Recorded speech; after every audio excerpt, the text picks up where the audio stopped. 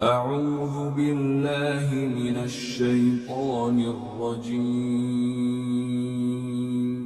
بسم الله الرحمن الرحيم سورة البقرہ آیت نمبر 187 أحل لكم ليلة الصيام الرفث إلى نسائكم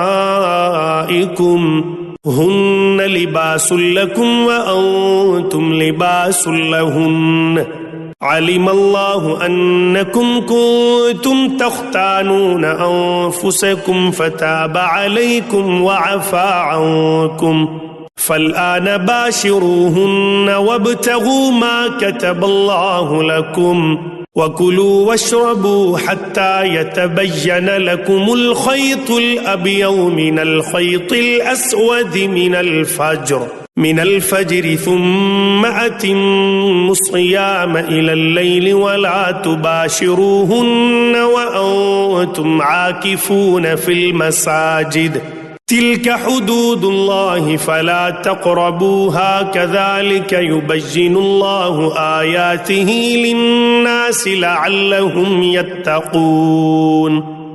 ترجمہ، تمہارے لیے حلال کر دیا گیا ہے کہ روزوں کی رات میں تم اپنی بیویوں سے بے تکلف صحبت کرو، وہ تمہارے لیے لباس ہیں اور تم ان کے لیے لباس ہو۔ اللہ کو علم تھا کہ تم اپنے آپ سے خیانت کر رہے تھے، پھر اس نے تم پر عنایت کی اور تمہاری غلطی معاف فرما دی، چنانچہ اب تم ان سے صحبت کر لیا کرو، اور جو کچھ اللہ نے تمہارے لیے لکھ رکھا ہے اسے طلب کرو، اور اس وقت تک کھاؤ پیو جب تک صبح کی سفید دھاری سیاہ دھاری سے ممتاز ہو کر تم پر واضح نہ ہو جائے، اس کے بعد رات آنے تک روزے پورے کرو، اور ان اپنی بیویوں سے اس حالت میں مباشرت نہ کرو جب تم مسجدوں میں اعتکاف میں بیٹھو، یہ اللہ کی مقرر کی ہوئی حدود ہیں، لہٰذا ان کی خلاف ورزی کے قریب بھی مت جانا۔ اسی طرح اللہ اپنی نشانیاں لوگوں کے سامنے کھول کھول کر بیان کرتا ہے تاکہ وہ تقوی اختیار کریں۔ تفسیر۔ شروع میں حکم یہ تھا کہ اگر کوئی شخص روزہ افطار کرنے کے بعد ذرا سا بھی سو جائے تو اس کے لیے رات کے وقت بھی نہ کھانا جائز ہوتا تھا نہ جمع کرنا۔ بعض حضرات سے اس حکم کی خلاف ورزی سرزد ہوئی اور انہوں نے رات کے وقت اپنی بیویوں سے جمع کر لیا۔ یہ آیت اس خلاف ورزی کی طرف اشارہ کر رہی ہے اور ساتھ ہی جن حضرات سے یہ غلطی ہوئی تھی ان کی معافی کا اعلان کر کے آئندہ کے لیے یہ پابندی اٹھا رہی ہے۔ اس کا مطلب اکثر مفسرین نے یہ بتایا ہے کہ بیوی سے جمع کرنے میں وہ اولاد حاصل کرنے کی نیت رکھنی چاہیے جو اللہ نے تقدیر میں لکھ دی ہے، اور بعض حضرات نے یہ مطلب بھی بیان کیا ہے کہ جمع کے دوران وہی لذت طلب کرنی چاہیے جو اللہ نے جائز قرار دی ہے، ناجائز طریقوں مثلا غیر فطری طریقوں سے پرہیز کرنا چاہیے۔ آیت نمبر 188 وَلَا تَأْكُلُوا أَمْوَالَكُمْ بَيْنَكُمْ بِالْبَاطِلِ وَتُدْلُوا بِهَا إِلَى الْحُكَّامِ لِتَأْكُلُوا فَرِيقًا مِّنْ أَمْوَالِ النَّاسِ بِالْإِثْمِ وَأَنْتُمْ تَعْلَمُونَ۔ ترجمہ، اور آپس میں ایک دوسرے کا مال ناحق طریقوں سے نہ کھاؤ، اور نہ ان کا مقدمہ حاکموں کے پاس اس غرض سے لے جاؤ کہ لوگوں کے مال کا کوئی حصہ جانتے بوجھتے ہڑپ کرنے کا گناہ کرو۔ تفسیر۔ اس آیت کا ایک مفہوم تو یہ ہے کہ حاکموں کو رشوت دے کر ناجائز فائدے اٹھانے کی کوشش نہ کرو، اور دوسرا مفہوم یہ ہے کہ جب تم خود جانتے ہو کہ مال دوسرے شخص کا ہے تو محض اس لیے کہ اس کے پاس اپنی ملکیت کا کوئی ثبوت نہیں ہے یا اس بنا پر کہ کسی اینچ پینچ سے تم اس کو کھا سکتے ہو، اس کا مقدمہ عدالت میں نہ لے جاؤ۔ ہو سکتا ہے کہ حاکم عدالت روداد مقدمہ کے لحاظ سے وہ مال تم کو دلوا دے، مگر حاکم کا ایسا فیصلہ دراصل غلط بتائی ہوئی روداد سے دھوکہ کھا جانے کا نتیجہ ہوگا۔ اس لیے عدالت سے اس کی ملکیت کا حق حاصل کر لینے کے باوجود حقیقت میں تم اس کے جائز مالک نہ بن جاؤ گے، عند اللہ وہ تمہارے لیے حرام ہی رہے گا۔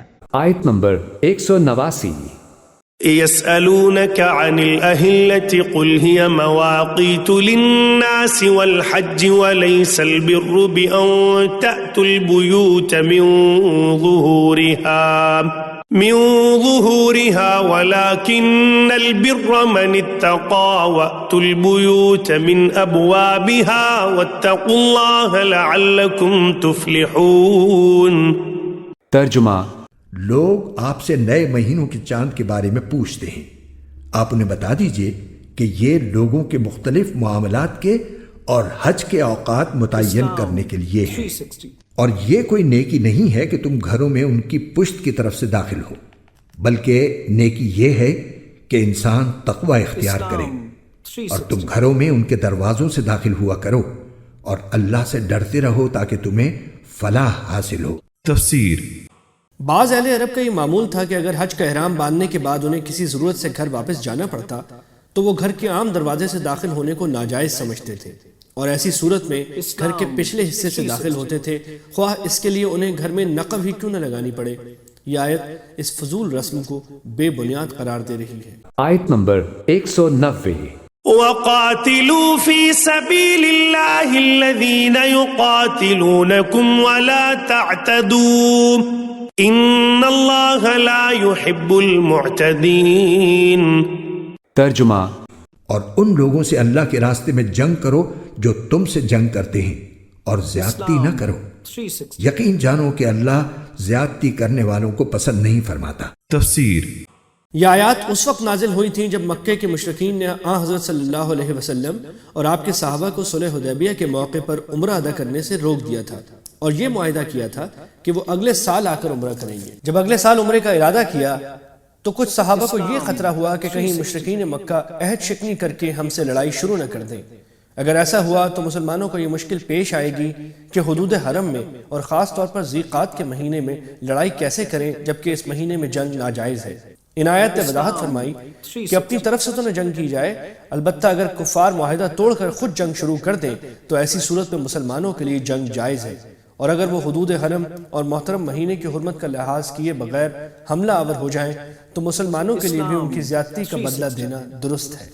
آیت نمبر 191۔ وَاقْتُلُوهُمْ حَيْثُ ثَقِفْتُمُوهُمْ وَأَخْرِجُوهُمْ مِنْ حَيْثُ أَخْرَجُوكُمْ وَالْفِتْنَةُ أَشَدُّ مِنَ الْقَتْلِ وَلَا تُقَاتِلُوهُمْ عِنْدَ الْمَسْجِدِ الْحَرَامِ حَتَّى يُقَاتِلُوكُمْ فِيهِ فَإِنْ قَاتَلُوكُمْ فَاقْتُلُوهُمْ كَذَلِكَ جَزَاءُ الْكَافِرِينَ۔ ترجمہ۔ اور تم ان لوگوں کو جہاں پاؤ قتل کرو، اور انہیں اس جگہ سے نکال باہر کرو جہاں سے انہوں نے تمہیں نکالا تھا، اور فتنہ قتل سے زیادہ سنگین برائی ہے، اور تم ان سے مسجد حرام کے پاس اس وقت تک لڑائی نہ کرو جب تک وہ خود اس میں تم سے لڑائی شروع نہ کریں۔